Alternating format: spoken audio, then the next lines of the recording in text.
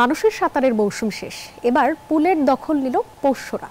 বার্লিনে এই প্রথমবার এমন ব্যতিক্রমী আয়োজনে মালিকদের হাত ধরে সুইমিং পুলে নামলো নানান রঙের নানান আকারের কুকুর। স্বাস্থ্যবিধির কথা মাথায় রেখে ক্লোরিনবিহীন জলে দিনভর চলল তাদের জল খেলা। মানুষের প্রবেশাধিকার শুধু পার পর্যন্তই সীমাবদ্ধ থাকলেও পোষ্যদের এই বাঁধ ভাঙা আনন্দেই যেন খুশি ছিলেন সবাই।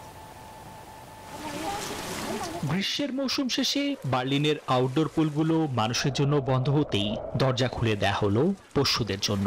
কোনো কুকুর মালিকের হাত ধরে দৌড়ে ঝাঁপ দিয়েছে জলে, আবার কেউ জল দেখে ভয়ে অস্থির। মনিবের অনেক চেষ্টা। বান্ডেল থাকলে প্রতি সেনমানিতে টাকা বাঁচবে। বিকাশ সেনমানি বান্ডেল কিনে জিতুন প্রতি লেনদেনে। অবশ্য লাজুক কুকুরটিও জলে গা ভিজিয়েছে। পোষ্যদের স্বাস্থ্যের কথা ভেবে পুলের জলে মেশানো হয়নি ক্লোরিন, তবে প্রবেশের জন্য দরকার ছিল ইউ পেট পাসপোর্ট আর ইন্স্যুরেন্স। জনপ্রতি 2 ও প্রতি কুকুরের জন্য 4 ইউরো দিয়ে এই উৎসবে সামিল হয়েছেন মালিকরা।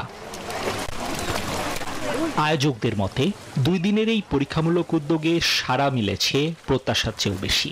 যদিও খারাপ আবহাওয়ার কারণে এবারের মূল সাঁতারের মৌসুম তেমন একটা জমেনি, তবে বার্লিনবাসী আগামী বছরও পোষ্যদের জন্য এমন একটি দিন উপহার পাবে কিনা সেই উত্তর এখনো সময়ের হাতে। নিবির আমিন, নিউজ 24।